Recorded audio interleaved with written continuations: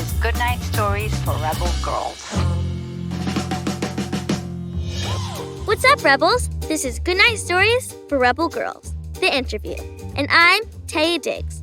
On this interview, Brit Morin. She's an entrepreneur, an author, and a podcaster who read us the story of Diane von Furstenberg. Make sure you listen if you haven't already. Brit, welcome. Can you tell us more about yourself?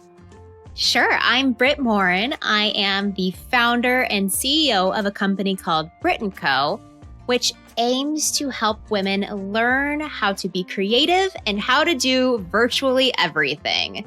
We have over 100,000 pieces of content on our site to help them do just that, along with a lot of classes you can take ranging from photography to cake decorating and even to coding.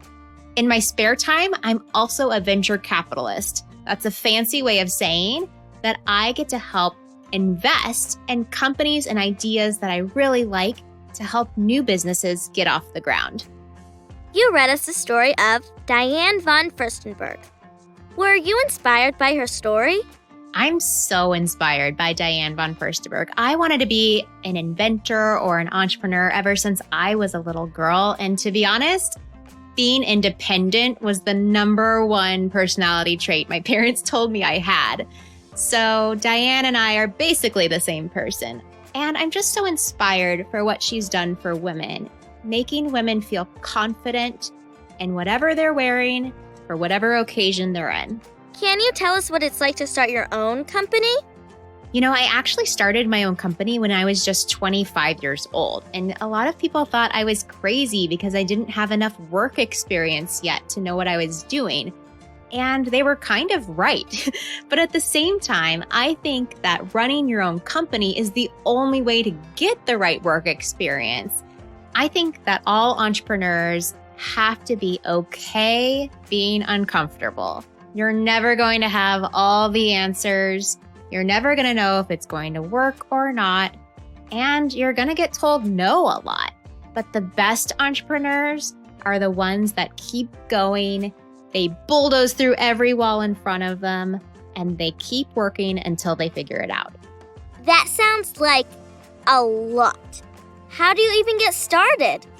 So the reality is, I think starting a business right now is easier than ever, even though it is a big risk and leap of faith you have to take on yourself.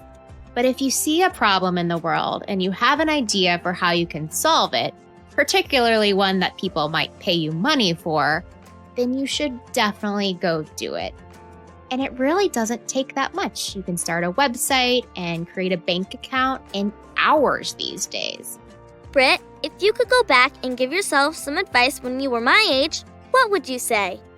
The advice I would tell myself if I was a little girl again would be to stop doubting that I am good enough, pretty enough, smart enough, or talented enough. You are enough as you are, and you will get better and better every day. The thing that stops most girls and women from achieving their dreams is themselves. So if you can learn to get out of your own way, you can truly accomplish anything. Okay, last question. What makes you a rebel girl? I'm a rebel girl because I won't stop until I am actually done.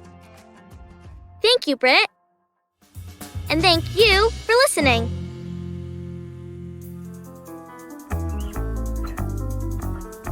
If you like the show, leave a review on Apple Podcasts or wherever you listen and share it with all of your friends.